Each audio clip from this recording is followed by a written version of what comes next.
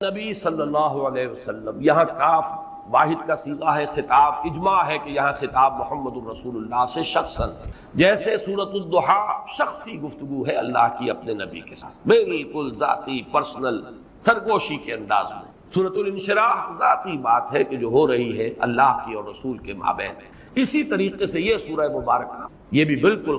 خالص ذاتی، آگے جو آئے گی سورۃ النصر وہ بھی بالکل ذاتی سطح پر ہے، خاص معاملہ، لیکن یہ کہ اس کا تعلق پھر بھی پورے معاشرے سے تھا، نظام کے بدلنے سے ہو، وہ آگے آئے گی صورت۔ یہاں تو یہ خالص ذاتی معاملہ ہے، انا اعطیناک الکوثر فصل لربک وانحر ان شانئک هو الابتر۔ اب یہاں سب سے پہلے تو لفظ کوثر کو سمجھنا ہے، یہ کثیر سے مبالغے کا صیغہ ہے، کثیر سے فعول کی وزن پر، ویسے مبالغے کے بہت سے اوزان ہیں لیکن یہ کہ ایک وزن جو ہے وہ فعول فعل، تو یہ فعل کے وزن پر یہ مبالغے کا صیغہ ہے، کثرت انتہائی محتاج، اور اس سے مراد ہر خیر، ہر بھلائی، تمام حسنات وہ ہم نے آپ کو نہایت محتاط، نہایت کثرت کے ساتھ عطا کر۔ انا اعطیناک الکوثر۔ اب اس میں ذرا ذکر کرنا چاہتا ہوں اور خاص طور پہ بعد میں ذرا وضاحت بھی کروں گا کہ مولانا اصلاحی صاحب نے تو اس سورہ مبارکہ کا کوئی خاص حق ادا نہیں کیا ہے، لیکن یہ کہ مولانا مودودی صاحب نے واقعہ یہ کہ حق ادا کیا ہے، جس قدر تفصیل کے ساتھ انہوں نے جو تفاسیر میں اور مختلف اقوال ہیں انہیں جمع کیا ہے باریک بینی کے ساتھ، اس میں بہت محنت یقیناً ان کی لگی ہوگی، جس کے لیے کہ ہمیں ان کا ممنون ہونا چاہیے۔ اور ظاہر بات ہے من لم یشکر الناس لا یشکر اللہ، جو اختلاف ان سے ہے وہ اپنی جگہ پر ہے، لیکن یہ جو ان کی خدمت ہے اس کی قدر کرنا، اور اس کا اگر کوئی فیض کسی کو پہنچے اس پر شکر کرنا، ان کے لیے دعائے خیر کرنا، یہ واجب ہے۔ انہوں نے جو گنتی کی ہے کہ حضور کو کیا کیا خیر اللہ نے عطا فرمائے، اب ایک تو یہ ہے کہ اس کو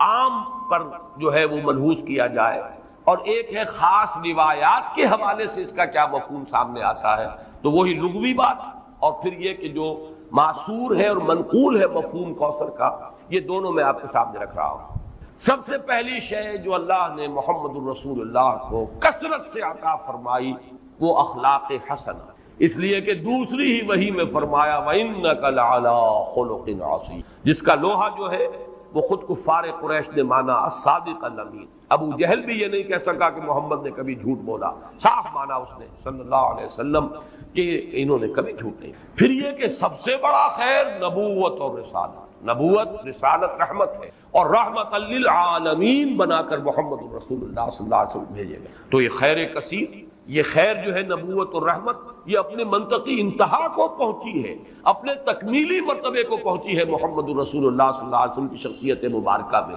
اس اعتبار سے یہ دوسرا ہے۔ پھر جو تعلیمات آپ لے کر آئے، سب سے بڑی شے توحید، پھر وہ نظام توحید جس کا کہ سیاسی سطح پر اس کا نظام خلافت کا ہے، معاشیات میں اس کا نظام امانت اور کفالت کا ہے، یہ سارا نظام جو دیا یہ سب سے بڑا خیر ہے جس کی ضرورت ہے آج نوع انسانی۔ چنانچہ میں نے اسی کتاب میں نبی اکرم صلی اللہ علیہ وسلم کا مقصد بعثت میں اس پر بحث کی ہے۔ آج کی انسان کو، آج کی انسانیت کو جو انفرادی اخلاق ہیں، شخصی انسان کی انفرادی سیرت و کردار، اس کی اتنی زیادہ ضرورت نہیں ہے، اور اس میں کوئی نئی چیز نہیں تھے جو محمد لے کر آئے ہو صلی اللہ علیہ وسلم۔ صداقت، امانت، ایفاء عہد، حضرت اسماعیل کے بارے میں آیت آپ کو سنا چکا، کانا صادق الوعد، وعدے کا پورا کرنے والا، جس نے اپنی گردن رکھ دی، چلائیے ابا جان چھری چلائیے، وعدہ کیا تھا ستجدنی انشاءاللہ صابرا، اور پھر گردن دکھا دی، چلائیے چھری اگر آپ پروردگار کا حکم۔ صداقت میں، امانت میں، زہد، اللہ تعالیٰ کی طرف رجوع میں، حنانا من لدنا وزکاۃ وکان تقیا، یہ حضرت یحییٰ کی شان۔ البتہ محمد الرسول اللہ صلی اللہ علیہ وسلم نے ایک طرف تو تمام ان اخلاق حسنہ کا گلدستہ اپنی شخصیت میں پیش کیا، ایک تو جامعیت کبریٰ ہے، ورنہ تمام انفرادی اقدار جو ہے وہ تو اس سے پہلے مکمل ہو چکی تھی، البتہ سب کو متوازن شکل میں جمع کر دینا، زہد بھی ہو اور ادائے حقوق بھی ہو، دنیا میں رہیں بھی، اور پھر یہ کہ دنیا سے لو نہ لگے، شادیاں بھی کریں، لیکن یہ ہے کہ اللہ تعالیٰ کی بندگی کے اندر اس سے کہیں کوئی کمی نہ آئے۔ یہ ہے اصل میں کہ جو حضور کا ذاتی سطح پر جو آپ کی کنٹری، لیکن اس سے بھی آگے بڑھ کر آپ نے اجتماعی اخلاق اور اجتماعی نظام دیا ہے۔ آج کے انسان کو سب سے بڑی ضرورت اس کی، جب تک نظام عادلانہ نہیں ہے، نظام صحیح نہیں ہے، نظام منصفانہ نہیں، تو ظاہر بات ہے کہ اس کے نیچے اگر ایک ظالمانہ نظام کے نیچے ایک بڑا نیک شخص زندگی گزار رہا ہے تو اس کی انفرادی نیکی اس ظالمانہ نظام کی تقویت کا سبب بن جائے. جیسا کہ میں نے ابھی ایک نقطہ بیان کیا تھا جنا ہال میں، تو سب لوگوں نے اس کو محسوس کیا، ایک دم چوک سے گئے. ظالمانہ نظام ہے، جاگیرداری اور سود خوری اور حرام خوری سے دولت کے انبار جمع کیے ہوئے ہیں. اس میں اگر آپ کوئی بڑا اچھا قانون بنا دیں، 12ویں ترمیم بھی لے آئے، اگر چوری کا ڈکیتی کا خاتمہ ہو جائے تو فائدہ کس کو پہنچے؟ ان دولت مندوں کی دولت محفوظ ہو گئی نا، ان حرام خوروں کا جو کچھ دولت کا انبار ہے وہ محفوظ ہوگا. تو معلوم ہوا بہترین قانون غلط نظام کے تحت تو در حقیقت اس نظام کو قائم رکھنے اور اس کی تقویت کا ذریعہ بنتا. تو معلوم ہوا کہ اصل شے نظام ہے، قانون سب سرو کرتا ہے نظام کو، قانون کسی نظام کو چلانے کا ذریعہ بنتا ہے. تو اگر نظام ہی غلط ہو تو صحیح ترین قانون بھی در حقیقت ایک نظام غلط نظام کو چلانے کا اور تقویت دینے کا ذریعہ بن جائے گا. تو سب سے بڑا خیر جو عطا کیا ہے، جس کے بارے میں اقبال کے وہ 2 اشعار بڑے قیمتی، ہر کجا بینی جہان رنگ و بو، آنکھ از خاکش بروید آرزو، یاد نور مصطفیٰ اورا بہاست، یا ہنوز اندر تلاش مصطفیٰ. وہ خیر جو محمد نے دیا تھا صلی اللہ علیہ وسلم، یا تو اسی سے لوگوں نے کچھ مستعار لیا ہوا ہے، اور یا یہ کہ ابھی اس خیر کے لیے، اس خیر کثیر کی طرف نوع انسانی جو ہے اس کی تلاش میں سرگرداں ہے. پھر آپ کو جو خیر کثیر دیا، رفعنا لک ذکرک، آپ کا ذکر بلند کیا، آپ کو اتنی بڑی امت دی گئی، ایسے جانثار صحابہ دیے گئے. ذرا تقابل کیجئے، کہاں موسیٰ کے ساتھی تھے کہ جب کہا گیا کہ جنگ کے لیے میدان میں آؤ، فاذهب انت وربك فقاتلا انا هاهنا قاعدون، یہ کہہ کر بیٹھ گئے. اور کہاں محمد کے ساتھی ہیں صلی اللہ علیہ وسلم، جہاں آپ کا پسینہ گرا وہاں اپنی خون کی ندیاں بہا. یہ محمد کے ساتھی ہیں، ایسے جانثار، ایسے اعوان و انصار، ایسے خلفاء ابو بکر اور عمر اور عثمان اور علی جیسے خلفاء رضی اللہ تعالیٰ عنہم اجمعین. پھر امت، کتنی بڑی امت، کتنے اولیاء اللہ، کتنے صلحاء، کتنے اتقیاء، کیسے کیسے علماء، کیسے کیسے مجددین امت. تو واقعہ یہ ہے کہ ہم نے آپ کو خیر کثیر عطا فرمایا. پھر اگرچہ اولاد نرینہ تو نہیں تھی، یہ بھی اللہ کی اپنی ہی کوئی حکمت ہے، اس پر کبھی میں نے گفتگو کی بھی ہے لیکن اس وقت اس کا موقع نہیں ہے. لیکن یہ کہ آپ کی صاحبزادی حضرت فاطمہ سے جو اولاد آپ کو حسنی اور حسینی سید کتنی تعداد میں آج دنیا میں موجود ہیں، ان میں کیسی کیسی شخصیتیں، حسنین حضرت حسن حضرت حسین رضی اللہ تعالی عنہما. پھر بڑے بڑے مجاہدین کبار ان میں اٹھے، حضرت حسن زکیہ اور حضرت زید سے لے کر خود سید احمد بریلوی رحمت اللہ علیہ، یہ کون تھے؟ انہی اسی خاندان سادات میں. تو معلوم یہ ہوا کہ جہاں تک آپ کی اولاد کا تعلق ہے، روحانی اولاد، اور پھر یہ کہ یہ اولاد جو آپ کی بیٹی سے اگرچہ حضرت فاطمہ سے چلی ہے، لیکن یہ کہ اس میں بھی کوئی کمی کا معاملہ نہیں. تو یہ تو 5 چیزیں وہ ہیں کہ جو اگر لفظ کوثر کو اس کے لغوی مفہوم پر رکھا جائے تو یہ 5 مفاہیم ہیں. اور اب آئیے اس کا ایک مفہوم وہ ہے کہ جو منقول ہے روایات سے. ایک حوض ہے یہ کوثر جو میدان حشر میں، اور جس کے ساقی یہ کوثر ہے محمد الرسول اللہ صلی اللہ علیہ وسلم. امت وہاں پہنچے گی، العطش العطش جب سب پکار رہے ہوں گے تو صرف امت محمد صلی اللہ علیہ وسلم کو وہاں سے سیرابی عطا ہوگی اور حضور ہوں گے ساقی کو. دوسری روایات میں یہ آتا ہے کہ یہ جنت کی نہر ہے کوثر، اور معلوم یہ ہوتا ہے کہ اسی نہر کا پانی ہے کہ جو میدان حشر کے اندر اس حوض کے اندر جمع ہو. اس میں مولانا مودودی صاحب نے اپنی اس تفہیم میں بڑی تفصیل سے وہ روایات درج کی ہیں، میں صرف چند ان میں سے آپ کو سنا رہا ہوں. مسلم شریف کی روایت ہے کوثر کے بارے میں، حضور نے فرمایا ہوا حوض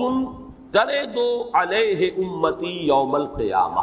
وہ ایک حوض ہے جس پر میری امت آ کر اترے گی. ورد یرد، وارد جو گھاٹ پر اترتا ہے پانی پینے کے لیے، اس کے لیے یہ لفظ آتا ہے میری امت اس گھاٹ پر آ کر سیراب ہو. بخاری کی روایت ہے انا فرطکم علی الحوض، اے مسلمانوں میں تم سے پہلے پہنچا ہوا ہوں گا حوض پر. گویا کہ وہاں میں ساقی کا فریضہ سر انجام دوں، میں میزبان ہوں گا حوض کوثر پر، اور وہاں تمہارا انتظار کروں گا، تمہارا استقبال کروں گا. انا فرطکم، یہ وہی لفظ ہے کہ جو کم سن بچے فوت ہو جاتے ہیں تو ان کی دعائے جنازہ میں یہ لفظ پڑھا جاتا ہے اللہم اجعلہ لنا فرطا واجعلہ لنا اجرا وذخرا. یہ ہم سے آگے جا رہے ہیں، ہم نے جو بھی ان کی خدمت کی ہے پروردگار اس کو آخرت میں ہمارے لیے ذخیرہ بنا.